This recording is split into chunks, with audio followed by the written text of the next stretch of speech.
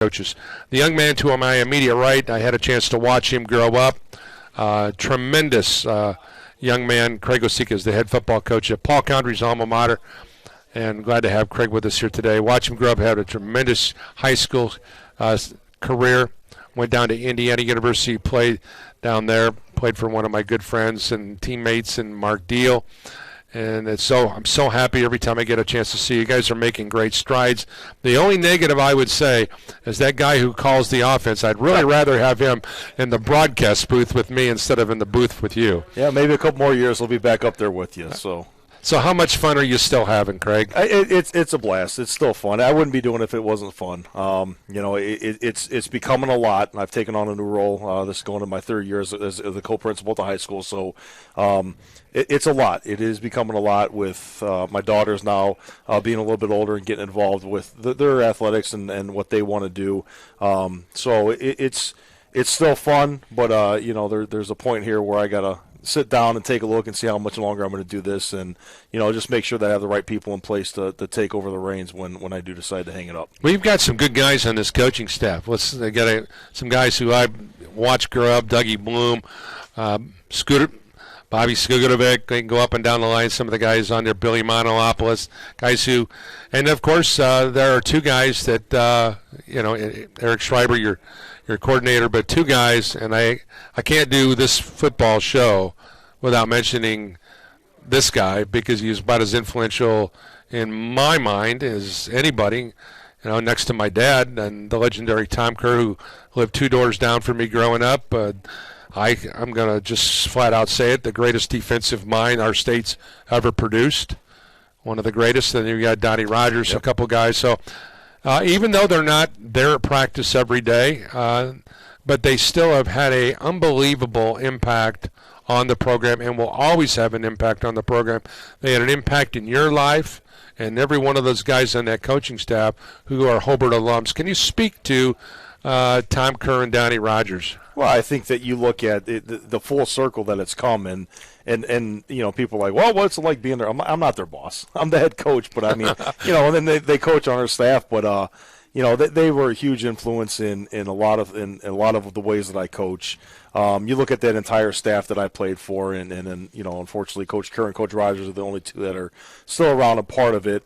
A lot of them have passed, but a lot of what we do and a lot of our philosophies come from what they did, and I think that having them around is awesome. I think that anybody that's in my position that has the tradition that Hobart has, to have anybody that has been doing it as long as they have to still be around and still care about the kids and still care about the program is awesome. But yeah, they're even though they're not there every day, they have a major influence on not only me, but the kids get excited when they see them around, and they do as much as they can with the time that they have. Bricks 8-4 last year, 4-1 in the Northwest Crossroads League. That league got a little bit tougher because you're going to be adding a new team in there in Hanover Central. That should be an interesting mix at some point in time.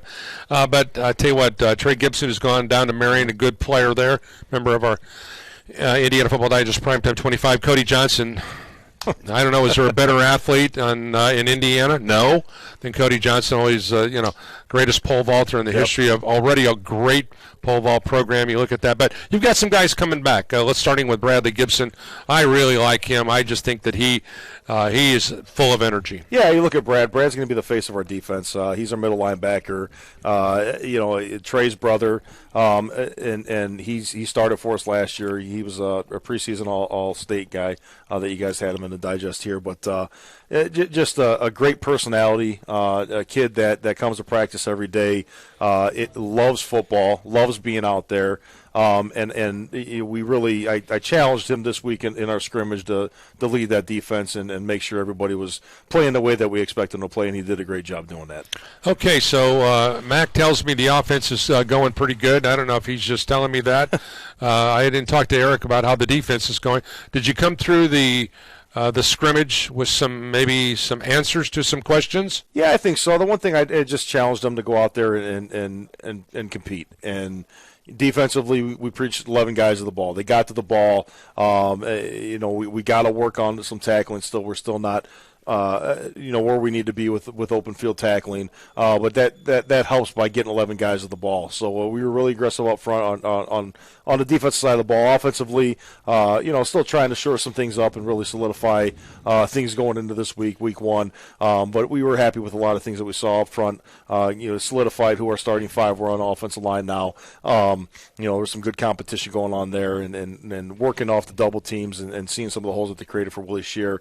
Our pass protection was really good, allowing Johnny to step up in the pocket and deliver some passes to some of our wide receivers, which I think is one of our deeper groups that we have out there. And just TJ Caldwell, who came over from Calumet, is really getting comfortable within our system now, and him and Johnny are starting to gel. It's Mac's not lying. It's not where it needs to be, but it's getting close. Well, yeah, and let's talk about Johnny Sorensen. You mentioned your quarterback, and certainly he finds himself in a great opportunity here. And when you've got guys that can spread the field for you, that's just going to create great opportunities. But you're an offensive lineman. You're a tight end. You understand the dynamics. It all starts up front. Where are you guys with the maturation of your offensive line? Well, I think we have two guys coming back. Aiden Alage is in the center, and Jackson Bray's at right tackle for us. Patrick O'Connor is going to start at left tackle for us. He's a junior. That will be his first year starting. Josh Diaz came over from River Forest. He'll be starting left guard for us. He's a sophomore.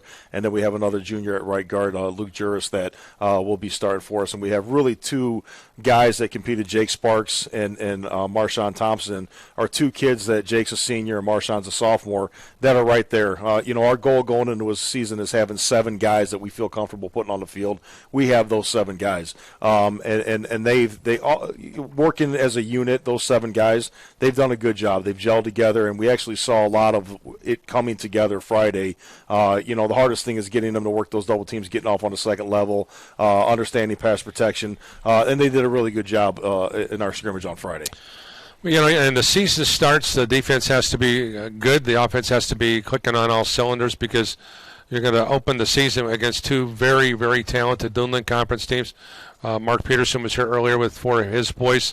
The Chesterton team, obviously, with the quarterback Boswell coming back, he can, get it all over the field. And then you got a Maryville team, which will be the best athletic team that anybody will see. Yep. I don't care who you're playing because they're just that good. And Brad Cease has done a really formidable job with that Maryville football program. So let's just talk about the mindset. It was your idea to bring these Dunedin teams back on. Yep. You're a Dunedin guy. People may or may not understand the dynamics because you were part of that league. And here's an interesting situation. My freshman year at Hobart was the first year of the Dunedin Conference. So I've seen it all 50 of the years that it's been around. It's been a brutal league, but it's taught a lot of young kids to grow up fast. Absolutely, and that's why we do it. We schedule the 2 Dunedin schools early, and our goal is to go 1-1 in those games. If we could eke out one of those, we're in a good spot. And if we go 0-2.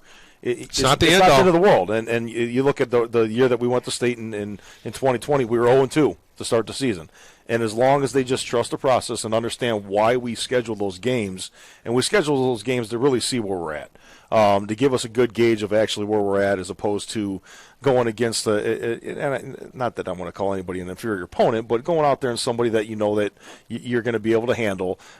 It doesn't give you a true gauge, I think, of where you're at. Exposes your weaknesses, right? Exactly. So, it really gives you an opportunity to see what you really need to work at as you get into conference play and start playing schools at your level. And then, ultimately, I always tell our kids, we got to be playing our best football week 10. Trust the process, and you want to win every game.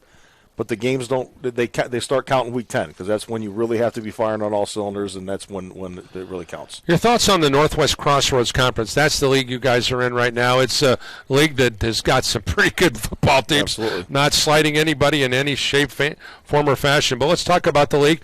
Do you feel like this is the team? Obviously, last year you're in a situation where you guys finished at 8-4, and in the league you only lost 1 football game. So it's a situation where you guys were there. Yep. Are you in that position to contend for that title this year? I think that every year you look at it that our conference is a tough conference. I mean, you look at the Duneland. I think we're right under the Duneland. We're not the same. We obviously not as big as the schools in the Duneland. Sure. But there's a lot. Lowell plays Crown Point week 1, and a lot of our schools will schedule those Duneland schools in the first 2 weeks, and there's a lot of times where the NCC does pretty well in some of those games. I think that any year that you could stay healthy and you could get improve week to week, that you have a shot to win the conference. Obviously, Lowell's going to be tough. Andrean's always tough. Hanover's going to be tough. Pete's been doing a great job at Highland. Jason's getting Munster going here with Kennedy down at KV. They're only going to get better. So there's great coaching and there's great football in the NCC. But ultimately you got to stay healthy and you got to get better each week in order to be able to compete in the conference. Give me a couple open-ended questions, Craig. We'll start on the defense. Yep. The Brickies defense is going to have a great year if these guys step up and we are able to do this. Well, I think if Bradley Gibson leads us the way that he should, you look at our defensive line, a lot of them were sophomores and got a tremendous amount of playing time. Andres Castillo, Maurice MacArthur, Andrew Martinez, those guys were sophomores last year. They got a ton of snaps as sophomores. So hopefully the growth that they got and got their butts kicked a little bit as sophomores comes back as juniors and really pays off this year. But I think that the attack mentality of seek and destroy, getting to the ball, and just playing as a unit and making sure that you have each other's backs, and then we'll have a successful year on the defensive side. All right, same thing on the offense. I think offensively, as we get some of these guys that have moved in, Johnny's obviously moved in, TJ's moved in, to gel with the guys that have been there. Ultimately, again, finding that cohesive group, those 5 guys that up front. I always tell the offensive defensive line, the lines win championships. You look at every level of football, high school, college, NFL, the team that has the best offensive defensive line is usually going to win championships. Just continue to grow each week. Mac and I have the mentality that we're not going to throw everything at you. We're going to build upon each week. We're going to build something from the previous week. So just making sure that we're staying the course.